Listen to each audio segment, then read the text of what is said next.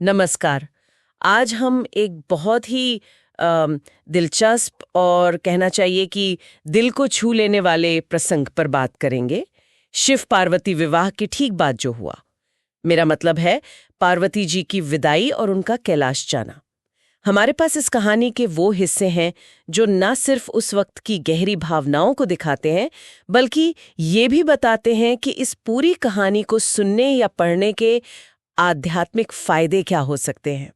तो आज हम यही समझने की कोशिश करेंगे कि कैसे ये दैवीय चरित्र भी इंसानी भावनाओं और रीतियों से जुड़े हैं। बिल्कुल, ये कोई मामूली रस्म वाली विदाई नहीं है। इसमें गहरे आध्यात्मिक इशारे छिपे हैं। समाज में कैसे व्यवहार करना है, मतलब लोक व्यवहार, उसकी बारीकियां हैं और इंसानी जज्बातों को भगवान के संदर्भ में दिखाया गया है।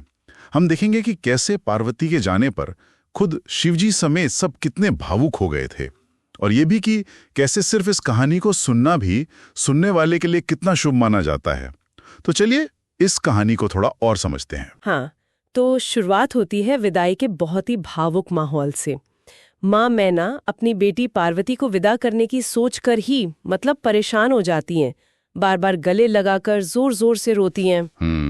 और पार्वती जी भी बहुत दुख भरे शब्दों में रो रही हैं। हाँ, और ये भावनाएं इतनी गहरी थीं कि कहते हैं मैना और पार्वती दोनों लगभग बेहोश सी हो गईं। और सिर्फ वही नहीं, वहां जो देव पत्नियां और दूसरी औरतें थीं वो भी अपनी सुध खो बैठी, सब रोने लगीं। सच में? हाँ, ये दिखाता है कि बिछड़ने का दर्द कितना कितना असली होता है, चाहे वो किसी भी स्तर पर हो। और सबसे हैरान करने वाली बात, जैसा कि हमारे स्रोत बताते हैं कि खुद परम योगी शिव भी उस वक्त रो पड़े। ये बात थोड़ी चौंकाती है ना? ये बहुत अहम नुक्ता है, बहुत जरूरी बात। ये दिखाता है कि जो सर्वोच्च चेतना है वो भी इंसानी रिश्तों और भावनाओं का आदर करती है। इसे हम लौकिक आचरण कह सकते हैं, मतलब दुनिया के जो तौर तरीके हैं उनका पालन करना। अच्छा, इसका मतलब है कि भावनाएं स्वाभाविक हैं। दिव्य होने का ये मतलब नहीं कि आप भावनाहीन हो जाएं। सही कहा, बिल्कुल सही। इसी माहौल में फिर पिता हिमालय भी आते हैं और बेटी को गले लगाकर रोते हैं।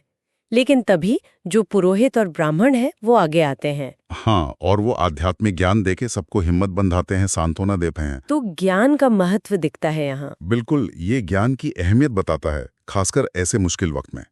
जैसे कहते हैं ना कि ये कहानी सुनने वालों को शांति मिलती है, वैसे ही उस वक्त उस ज्ञान ने सबको संभाला। और फिर ब्राह्मणों ने विदाई के लिए शुभ मुहूर्त भी बताया। हाँ, ये भी है। तो ये दिखाता है कि भावनाओं के साथ साथ अपने कर्तव्य निभाना और सही समय का ध्यान रखना भी जरूरी है। इसके बाद फिर विदाई की रस्में होती हैं। माता पिता पार्वती जी को बहुत कीमती तोहफे देते हैं, सब अपना आशीर्वाद देते हैं और फिर पार्वती जी सबको प्रणाम करके कैलाश के लिए निकलती हैं। कैलाश पहुंचने पर एक बड़ा प्यारा सा सीन है।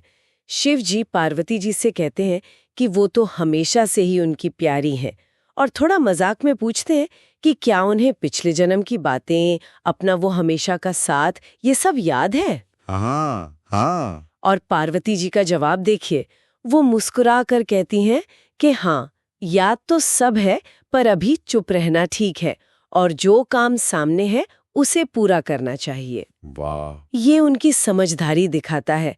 मतलब वो जानती हैं कि किस समय क्या कहना सही है। वो अतीत में नहीं खोई रहती, वर्तमान पर ध्यान देती हैं। बिल्कुल। इसके बाद शिव जी ने विष्णु जी, ब्रह्मा जी और शादी में आए जो बाकी सभी मेहमान थे, उनका शानदार स्वागत किया। उन्हें तरह तरह के बढ़िया पकवान खिलाए। मेहमान नवाजी भी जबरदस्त थी। हाँ, और यहाँ फिर से वो लोक व्यवहार यानी सामाजिक शिष्टाचार की बात आती है। जब मेहमान जाने लगे तो खुद शिव जी ने, जो सबसे बड़े देव हैं, उन्होंने विष्णु जी और ब्रह्मा जी को वैसे ही प्रणाम किया जैसे कभी वामन अवतार में विष्णु जी ने ऋषि कश्यप को किया था। अच्छा, ये तो बड़ी बात है ना? पद में इतने ऊंचे होकर भी इतनी विनम्रता, ये वाकई सीखने वाली बात है। आखिर में ब्रह्मा जी बताते हैं कि इस मंगलमय कहानी को सुनने के क्या फायदे हैं। कहते हैं कि ये शोक यानी दुख को मिटाती है। हाँ, और ये भी कि इसे सुनने से खुशी, धन और उम्र, इन सब में वृद्धि होती है। जो नियम से इसे सुनता है या सुनाता है उसे शिवलोक मिलता है। और भी कुछ फायदे बताए गए हैं शायद? हाँ हाँ, बिल्कुल। कहते हैं कि यह स्वर्ग दिलाता है, यश बढ़ाता है, पुत्र पौत्र का सुख देता है, मतलब लगभग सारी कामनाएं पूरी करता है। और जीवन में सुख यानी भोग और मृत्यु के बाद मोक्ष, ये दोनों प्रदान करता है। तो ये सिर्फ एक कहानी नहीं हुई, ये तो एक तरह का आध्यात्मिक अभ्यास हो गया ऐसे सुनना। बिल्कुल सही समझी। कहा गया है कि ये असमय मृत्यु, जिसे अपमृत्यु कहते हैं, उसको टालकर परम शांति देता है, बुरे सपनों को दूर करता है और बुद्धि विवेक बढ़ाता है। अच्छा। शिवजी से जुड़े किसी भी उत्सव या काम में, जैसे मान लीजिए कोई मूर्ति स्थापना हो रही है या कोई और शुभ कार्य, उसमें इसे पढ़ने या सुनने से सारे काम सिद्ध होते हैं, ऐसा पक्का विश्वास है। तो कुल मिलाकर देखें, शिव पार्वती के विवाह के बाद का ये जो किस्सा है, एक गहरी मानवीय भावनाओं, सामाजिक जिम्मेदारियों और आध्यात्मिक सच्चाइयों का एक कमाल का संगम है। बिल्कुल। और जैसा हमने देखा, इस कहानी को सुनना या पढ़ना अपने आप में ही एक शुभ काम माना जाता है, जो सुनने वाले की जिंदगी पर कई तरह से अच्छा असर डाल सकता है। तो श्रोताओं के लिए एक विचार छोड़ जाते हैं। जिस तरह इस कहानी में देवी देवताओं ने विरह के दुख जैसी मानवीय भावनाओं को महसूस किया और दिखाया भी, वो हमें अपनी जिंदगी में भावनाओं की स्वाभाविकता और उन्हें अपनाने के बारे में क्या सोचने पर मजबूर करता है, इस पर जरूर सोचिएगा।